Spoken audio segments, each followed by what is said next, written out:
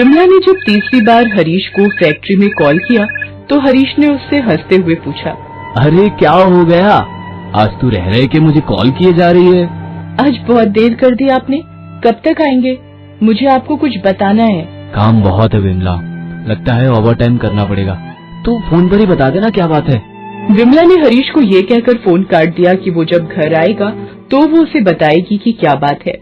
रात के 9 बज गए थे, इसलिए विमला अपनी बेटी रूपा, अपनी सास और ननद को खाना खिलाने लगी। बहू, तुमने हरीश से उस बारे में बता दिया क्या? जी, अभी तो कुछ नहीं बोला। तो क्या मुहूर्त निकलवाएगी बताने का? जल्दी से बता दे, और इस बार तो मैं तुम लोगों की बिल्कुल नहीं सुनूंगी। 6 साल पहले विमला की बेटी रूपा का जब जन्म हुआ था तो हरीश तो खुशी के मारे उछल पड़ा था, लेकिन विमला की सास और ननद का मुंह फूल गया क्योंकि वे लोग लड़का चाहते थे। ये लो, हो गया बेड़ा गर्क, विमला ने तो लड़की जनी है। मैंने कितनी बार कहा कि टेस्ट करवा लो, टेस्ट करवा लो, लेकिन मेरी सुनता कौन है। अब भुगतो। हरीश ने जब अपनी माँ और बहन को ऐसा कहते सुना तो उसने दोनों से साफ साफ कह दिया, तुम लोगों को जरा सी भी शर्म नहीं आती है? अभी अभी बेचारी छोटी सी गुड़िया हमारे घर में आई है और तुम लोग इसे कोसने लगे। एक औरत होकर तुम लोग ऐसा कैसे कर सकती हो? हरीश की बात का उसकी माँ और बहन ने कुछ जवाब तो नहीं दिया, लेकिन रूपा उन्हें फूटी आंख नहीं सुहाती थी। लेकिन हरीश तो अपनी रूपा को बहुत प्यार करता था। सच कहें तो रूपा में जान बसती थी उसकी। रूपा अब 6 साल की हो गई थी। विमला एक बार फिर से गर्भवती थी। यही बात वो हरीश को फोन पर बताना चाहती थी। विमला सबको खाना खिलाकर बिस्तर पर लेटने आ गई। उसने सोचा कि हरीश जब आ जाएगा तो दोनों मिलकर खा लेंगे। थोड़ी देर बाद उसकी आंख लग गई। उसकी नींद तब खुली जब उसके फोन पर हरीश का कॉल आ रहा था। उसने नींद में ही फोन उठाया। आप फैक्ट्री से निकल गए क्या? लेकिन फोन की दूसरी ओर हरीश नहीं था। उसकी फैक्ट्री में काम करने वाले जुम्मन चाचा का फोन था। जुम्मन चाचा, आप? बेटी, बहुत बड़ा अनर्थ हो गया है। फैक्ट्री में हरीश का बहुत बड़ा एक्सीडेंट हो गया है। वो बुरी तरह जल गया है। तुम लोग जल्दी से अस्पताल आ जाओ, हम लोग वहीं हैं। हरीश के एक्सीडेंट की बात सुनकर विमला की तो चीख ही निकल गई। उसने अपनी सास और ननद को इस बारे में बताया। वे सभी अस्पताल की ओर भागे, लेकिन उन्हें अस्पताल पहुंचने में बहुत देर हो गई थी, क्योंकि सुबह घर से फैक्ट्री के लिए निकला हरीश अब सफेद कपड़ों में लिपटा मृत पड़ा हुआ था। ये क्या हो गया जी आपको? अरे उठिए ना, जल्दी से उठिए। मेरी बात क्यों नहीं सुनते? भगवान के लिए उठिए ना। तभी रूपा भी अपने पिता के मृत शरीर के पास आकर रोने लगी। पिताजी, आप उठिए ना, मैं आपसे कोई भी चीज लाने की जिद कभी नहीं करूंगी। एक बार उठकर मुझे गले लगा लीजिए ना। देखिए ना, माँ भी कितना रो रही है। ये अच्छी बात नहीं है। आप हमारी बात क्यों नहीं सुनते? लेकिन मृत लोग सुनते कहाँ हैं? वो तो बस शून्य में ताकते रहते हैं। उन्हें कहाँ पता चलता है कि उसका अपना कैसे उससे लिपट लिपट कर रो रहा है। हरीश का अंतिम संस्कार भारी मन से कर दिया गया।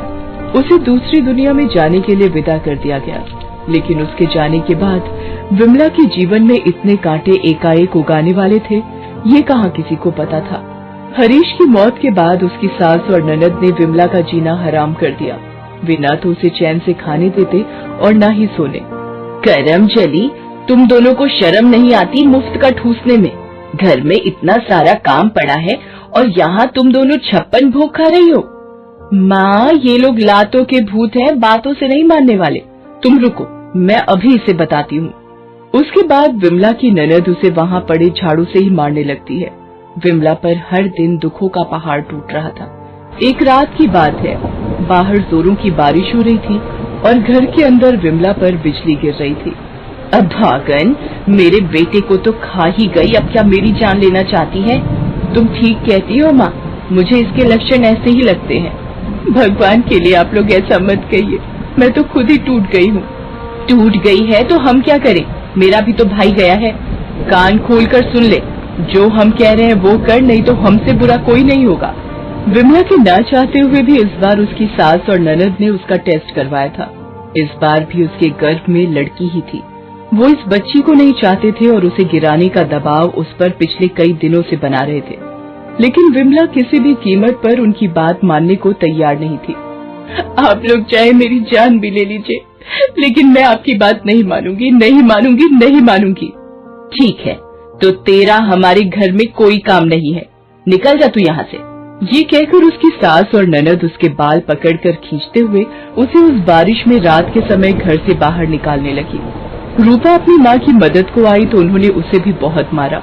विमला उन लोगों के आगे गिड़गिड़ाती रही, लेकिन वे तो पत्थर बन गए थे। ये मेरे पति का घर है, मुझे और मेरी बच्ची को यहाँ से मत निकालिए। हम कहाँ जाएंगे बताइए, हम कहाँ जाएंगे? जहन्नुम में जा, लेकिन हमारा पीछा छोड़ दे। मूसलाधार बारिश के बीच विमला और रूपा चली जा रही थी। आसपास कहीं बारिश से छिपने की जगह भी नहीं थी जो वो कहीं छिप जाती। दोनों लगातार रोए जा रहे थे और शायद उसके साथ ऊपर वाला भी रो रहा था, और ऊपर वाले के आंसू बारिश की शक्ल में जमीन पर गिर रहे थे। काफी देर चलने के बाद उन्हें एक घना सा पेड़ दिखा। वे दोनों उसी के नीचे बैठ गए। कुछ देर बाद बारिश बंद हो गई। माँ, अब कहाँ जाएंगे? हमारा तो कोई घर ही नहीं है, क्या अब हम यहीं रहेंगे? पिताजी क्यों चले गए हमें छोड़कर? क्या वो हमें ऊपर से देख सकते हैं? अगर हाँ तो वो हमारी मदद क्यों नहीं करते? विमला के पास रूपा के सवालों का कोई जवाब नहीं था। वो बेचारी तो बस लगातार रोए जा रही थी और सोच रही थी कि अब वो रूपा और आने वाली बच्ची का ध्यान कैसे रखेगी। वे दोनों बहुत थक गए थे, इसलिए सो गए। जब उनकी नींद खुली तो दिन चढ़ाया था। उस रास्ते से गुजरने वाले लोग उन्हें घूर घूर कर देख रहे थे। वे दोनों अगले दिन शाम तक उसी तरह पेड़ के नीचे बैठे रहे। अब तो रूपा को जोरों की भूख भी लग गई थी। भूख लगी है बेटा, क्या दूं मैं इसे, कहाँ से दूं? विमला को कुछ समझ नहीं आ रहा था कि वो क्या करे क्या ना करे। तभी उसने देखा कि उनकी हालत देखकर कुछ लोग उसके आगे 2-4 रुपए डालकर जा रहे हैं। विमला ने लाचार निगाहों से उन पैसों को देखा, उसे अपने हाथ में उठाया और रूपा के खाने के लिए रोटी लेकर आई। कहते हैं समय बड़ा बलवान। विमला ने कभी ये नहीं सोचा था कि हरीश के जाने के बाद उसकी हालत भिखारियों की तरह हो जाएगी। उस दिन तो उसने भीख में मिले पैसों से काम चला लिया, लेकिन ये तय किया कि मैं भीख नहीं मांगूंगी, मैं कुछ भी करूंगी, मुझे कुछ करना ही होगा रूपा के लिए और आने वाली बच्ची के लिए। अगले दिन रूपा लोगों के पास काम मांगने के लिए गई, लेकिन उसे कहीं काम नहीं मिला। 2 दिन इसी तरह बीत गए। ना तो विमला ने कुछ खाया और ना ही रूपा ने।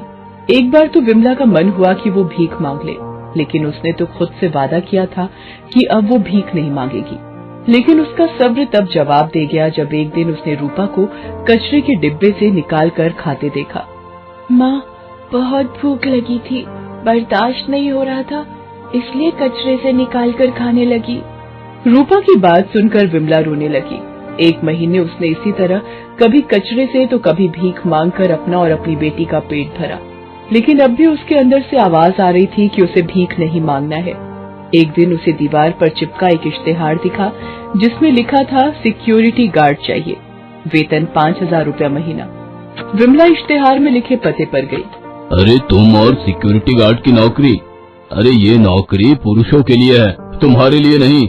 साहब, मुझे इस नौकरी की बहुत जरूरत है, एक बार मौका तो दीजिए, मैं आपको शिकायत का कोई मौका नहीं दूंगी। मैनेजर को उस पर दया आ गई, उसने उसे काम पर रख लिया। फिर तो विमला ने पीछे मुड़कर नहीं देखा। वो अपना काम इतनी ईमानदारी और सतर्कता से करती कि सभी उसके काम की तारीफ करते। बहुत जल्द ही वो सिक्योरिटी गार्डों की चीफ बन गई। इस बीच उसने प्यारी सी बच्ची को भी जन्म दिया। उसने उसका नाम दुर्गा रखा। वो उसको लेकर ही काम पर आती। रूपा का भी उसने स्कूल में एडमिशन करवा दिया था। वो पढ़ने में बहुत होशियार थी। विमला ने धीरे धीरे कर पैसे जोड़े और उसने खुद की सिक्योरिटी सर्विस का काम शुरू किया। उसकी सास और ननद को विमला की सफलता के बारे में पता लगा तो उनके तन बदन में और भी आग लग गई। लेकिन अब विमला कमजोर नहीं थी और न ही उसने उनके अत्याचार को भूला था। एक दिन उसने पुलिस में जाकर उन लोगों के खिलाफ कंप्लेंट लिखवा दी और पुलिस को बताया कि उन लोगों ने एक लड़के की खातिर उसके साथ कैसा बर्ताव किया। विमला चाहती थी कि इस घटना से लोग सबक लें और कोई दूसरी सास या ननद किसी विधवा औरत को परेशान न करे। पुलिस तुरंत उनके घर पहुंची। अरे साहब, मैंने कुछ नहीं किया है, मैं तो निर्दोष हूँ। मैं तो अपनी बहू को बेटी के समान मानती थी। वो ही पता नहीं क्यों एक दिन घर छोड़कर चली गई। ज्यादा नाटक करने की जरूरत नहीं है, हमें सब पता है। आज विमला की कंपनी में लगभग 3000 ऐसी औरतें काम करती हैं जिन्हें विमला की तरह मुश्किलों का सामना करना पड़ा था। विमला ने अपने दम पर ये साबित कर दिखाया था कि औरतें किसी से कम नहीं। दिसंबर की कड़ाके की सर्दियों की बात है। इस साल सर्दी ने सारे रिकॉर्ड तोड़ दिए थे। पारा कभी 2 डिग्री तो कभी 1 डिग्री तक चला जा रहा था। पिछले 2 दिनों से तो पारा 0 हो गया था। इस बार सर्दियों ने पिछले सारे रिकॉर्ड तोड़ दिए हैं। ठंड इतनी बढ़ गई है कि जनजीवन थम सा गया है। सड़क पर बहुत कम लोग दिखाई दे रहे हैं। जिन्हें बहुत ही ज्यादा जरूरत है वही बाहर निकल रहे हैं, और वो भी पूरी तरह खुद को ढककर। लोग घरों में दुबके हुए हैं। इंसान तो इंसान, जानवर भी ठंड से बचने की कोशिश कर रहे हैं। अगर कहीं उन्हें आग जलती दिखती है तो वे वहीं बैठ जाते हैं जहां उनका शरीर गर्म रहे। लेकिन इस ठंड का एक और सच है, और वो सच ये है कि कई इंसान ऐसे भी हैं जिनके पास घर नहीं है और न ही कोई ऐसी जगह जहां वो ठंड से पूरी तरह बच सके। इसलिए हर तीसरे दिन कोई न कोई गरीब फुटपाथ पर मरा हुआ पाया जाता है। जी सर, सड़क पर फिर से आज एक लाश मिली है। इसकी मौत भी ठंड से हुई है। इसके कपड़े देखकर लग रहा है कि ये कोई भिखारी था। देखिए, ऐसी घटनाएं बहुत बढ़ रही है।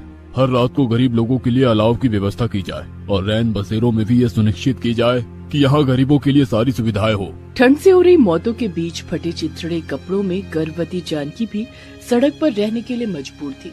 उसकी जिंदगी में इतने दुख थे कि उन दुखों ने आंसू का रूप ले लिया था। वो आंखों से बहते तो नहीं थे, लेकिन आंखों के कोरों पर जमा हो गए थे, जो कभी भी सब्र का बांध तोड़कर बाहर निकल सकते थे।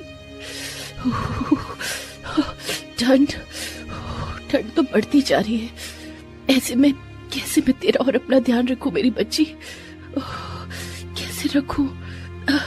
मैं बहुत ही लाचार माँ हूँ बेटी, बहुत ही लाचार। अपने पेट पर हाथ रखे हुए जानकी अपनी कोख में पलने वाली बच्ची से बातें कर रही थी और सड़क किनारे एक पुराने पेड़ से गिरे पत्तों को चुन भी रही थी ताकि उन पत्तों को जलाकर अलाव जला सके और उसकी गर्मी में बैठकर इस भयानक ठंड से बच सके। उसने पत्तों को जमा तो कर लिया, लेकिन उसके पास उसे जलाने के लिए माचिस तो थी ही नहीं।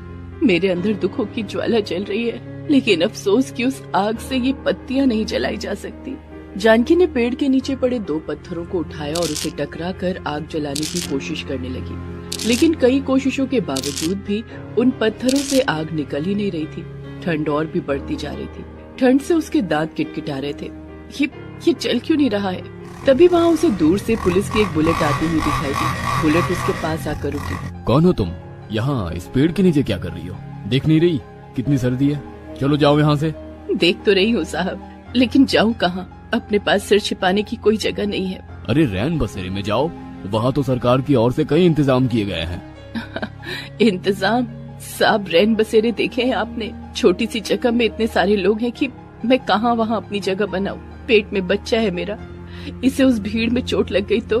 नाम क्या है तेरा? तेरा इस दुनिया में कोई नहीं है क्या?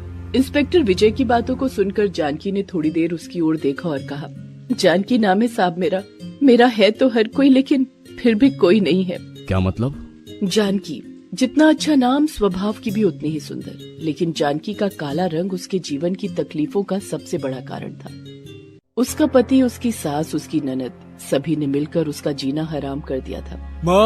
माँ, तुझे कितनी बार कहा है कि जब मैं ऑफिस के लिए निकल रहा हूँ तो इस काली डायन को सामने नहीं आने दो। पता है पूरा दिन ऑफिस में मूड खराब रहता है।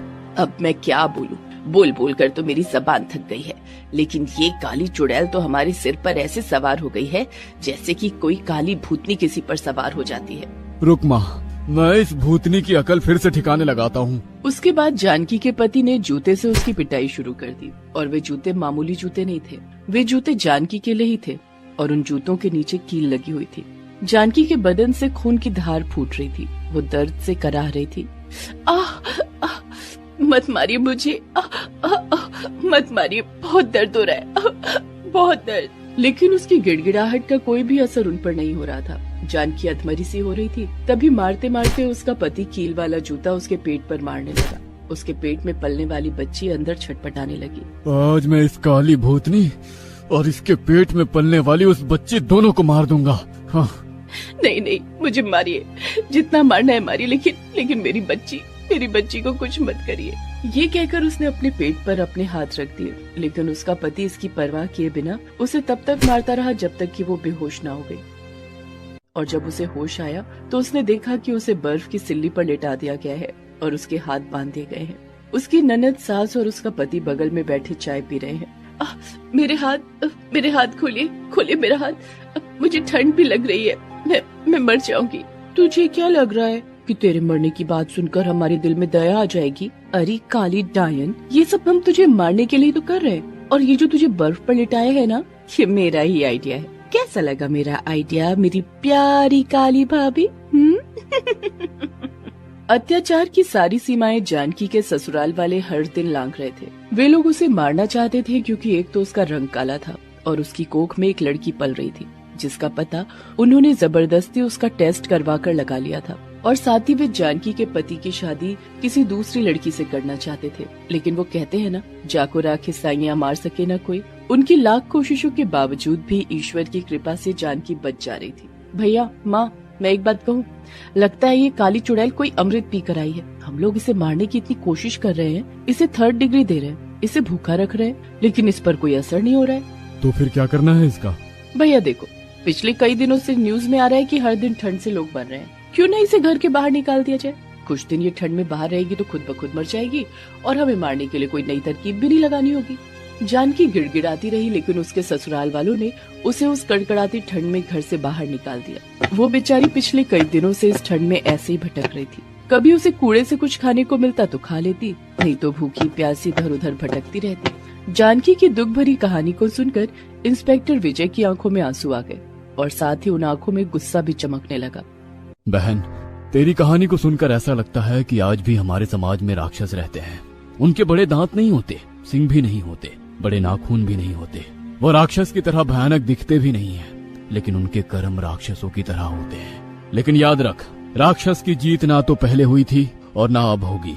राक्षसों का संहार होता है, संहार। इंस्पेक्टर विजय जानकी को लेकर एक एनजीओ में गया, वहाँ उसके रहने की व्यवस्था की और फिर अपनी बुलेट से उसके ससुराल की ओर निकल पड़ा। कुछ देर बाद वो उन राक्षसों के पास था। अरे ये आप क्या कर रहे हैं? हम तो खुद अपनी पत्नी को लेकर परेशान हैं। हमने उसे बाहर नहीं निकाला है, पता नहीं वो एक दिन अचानक कहाँ चली गई। जी इंस्पेक्टर साहब, मेरे भैया सच बोल रहे हैं। हम लोगों ने उनकी याद में कई दिनों से ठीक से खाना भी नहीं खाया। हाँ, हम सभी परेशान हैं अपनी बहू के लिए। पता नहीं उसने हमारी शिकायत क्यों की आपसे। मुझे लगता है कि उसका किसी से चक्कर चल रहा है। उसके लक्षण मुझे पहले से ही ठीक नहीं लग रहे थे। बिल्कुल सही कह रही है मेरी माँ इंस्पेक्टर साहब। उसके ऐसा कहने पर इंस्पेक्टर विजय ने 4 डंडे जानकी के पति को खींचकर मारे और उन सभी को लेकर पुलिस स्टेशन आ गया। पुलिस स्टेशन में 3rd डिग्री के आगे वो तोते की तरह बोलने लगे। मुझे मत मारिए, मैं सच बताता हूँ। मैंने और मेरे परिवार वालों ने जानकी पर बहुत अत्याचार किए। उसके साथ जानवरों से भी बुरा बर्ताव किया और उसे घर से बाहर भी निकाल दिया। हमें माफ कर दीजिए। माफी गलती की होती है, पाप की नहीं, और तुम लोगों ने तो महापाप किया है। उन तीनों पर मुकदमा चला। उन्हें 10 साल के कठोर कारावास की सजा हुई। जानकी आज उसी एनजीओ में रहती है। वहाँ उसने सिलाई कढ़ाई का काम सीखा है। उसी से वो अपना और अपनी छोटी सी बेटी गुनगुन का पालन पोषण करती है। उसने अपने ससुराल वालों को माफ तो कर दिया है, लेकिन वो कभी भी वहाँ वापस नहीं जाना चाहती है।